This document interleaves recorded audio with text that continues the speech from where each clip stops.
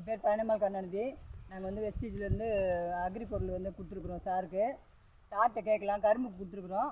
இது எப்படி இருக்குதுன்னு சார்கிட்ட கேட்கலாம். இப்போ சார் நீங்கள் சொல்லுங்கள், உங்கள் பேர், இது இந்த எந்த ஊர், எப்படி இருக்குதுன்னு சொல்லுங்கள். நீங்கள் என் பேர் கோவிந்தன்.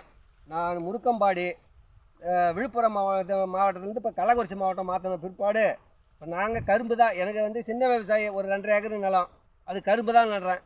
அதே கரும்பு கூட மாற்றி மாற்றி நம்ம எதுவும் கட்டை பேக்கிறது இல்லை, ஒன்றும் இல்லை. அதை வந்து ஓட்டுறதுக்கு வழி இல்லாதால கரும்பை தான் விட்டுனுக்கிறேன். இது எத்தனாவது கட்டக்கால்?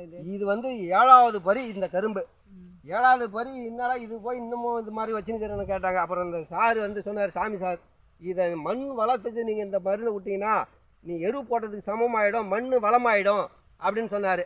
நான் அதன் பிற்பாடு அவங்க சொன்ன மருந்தை இப்போ வந்து முதல் ட்ரிப்பு ஒரு 3000 சில்லறை தான் வாங்கி கொடுத்தேன்.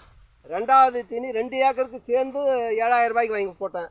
இது இப்போ 3வது 4000 சில்லறை வாங்கி விட்டுருக்கேன். இப்போ வந்து இது வந்து 9ஆம் மாதத்து கரும்பு. இன்னும் எனக்கு வெட்டுறதுக்கு 2 மாதம் 2.5 மாதம் இருக்குது. ஆனால் கரும்பு பாருங்கள், கணுவு இடையிடையே வந்திருக்கு. கரும்பு நல்லா பெருவிட்டாக இருக்குது, பொறுக்காக எவ்வளோ வெயிட்டான கரும்பு பாருங்கள். இது அதனால தான் இந்த மருந்து நான் வாங்கி விட்டேன்.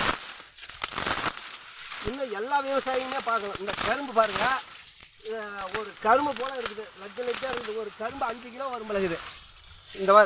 இந்த கரும்புலாம் வந்து ஒரு குத்தாடியில் 10 கரும்பு 15 கரும்பு இருக்குது. அந்த மாதிரி எல்லா விவசாயியுமே இந்த உரம் போட்டுறதுக்கு உங்களுக்கு திருப்தியா? இப்போ எனக்கு திருப்தியா? ஒரு ஏக்கருக்கு இதே வந்து நான் ஃபஸ்ட்டு பரி இருந்தால் ஒரு 80 டன் கரும்பு வெட்டி காமிப்பேன் இந்த மருந்துக்கு.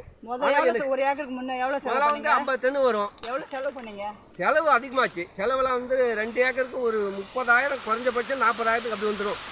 ஆனால் இப்போ வந்து எனக்கு இந்த தீனி மொத்தத்துக்கே வந்து ஒரு 12, ஒரு 14, 16,000 தான் வாங்கி விட்ருக்கேன்.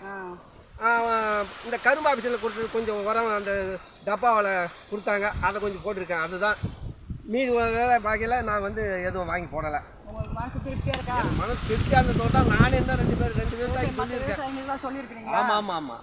சரி சரி. ஆமாம், விவசாயிகள்லாம் கெமிக்கல் உரம் போட்டு ரொம்ப நஷ்டம். கண்டிப்பாக. இப்போ என்னன்னு கேட்டால், இந்த மண் முதல்ல கரும்பு இப்படி சாயாது. அந்த மண் டைட்டாக இருந்துக்குன்னு கரும்பு ஒடிஞ்சு தான் உய்யும். இப்போ வந்து சாச்சா அந்த குத்தாடி அழுக்காக சாயுது. அப்படின்னா அந்த அளவுக்கு மண் வளமாயிடுச்சு. மண் கொத்தனா பொச பொசனுக்குது. அதுக்கு முஞ்சலாம் அப்படி இல்லை. டைட்டாக ஒரு அண்டை கைக்குன்னா கூட உரம்பாரம் பில்லு செத்துனா கூட டைட்டாக இருக்கும். இப்போ நல்லா லூஸாக இருக்குது. நல்லா மண் சத்து எரிக்குதுன்னு அர்த்தம். பக்கத்தில் யாராவது இது போட்டிருந்தாங்களா? பக்கத்தில் எங்கள் ரெட்டியார் அம்மா ஒருத்தர் மஞ்சளான்ற அவங்க தான் போட்டாங்க. அவங்க தான் 1 பயிர் 2 பயிர் போட்டேன்னு சொன்னாங்க. அதை நான் நம்புறதே இல்லை. அதுக்கு பிற்பாடு தான் நீங்கள் ஒரு தடவை போட்டு பாருங்க, போட்டு பார்த்துட்டு அப்புறம் சொல்லுன்னு அவங்க சொன்னாங்க. அதுக்கு பிற்பாடு தான் புரியாதமா இந்த வருஷம் போட்டு பார்த்தேன். போட்ட பிற்பாடு தான் எனக்கு தெரியுது, ஓ இப்படியா அப்படின்னு. இது ஆமாம், மற்ற விவசாயிகளுக்கும் சொல்லுங்க. சொல்கிறேங்க. விவசாயிகள்லாம் நஷ்டத்தில் போயிடுது. ஆமாம் ஆமாம். உரத்தை சொன்னால் அவங்களுக்கு பாதி செலவு குறையும், அதோட லாபமாகவும் இருக்கும். நம்மளுக்கு அதுதான் வேணும் விவசாயிகளுக்கு.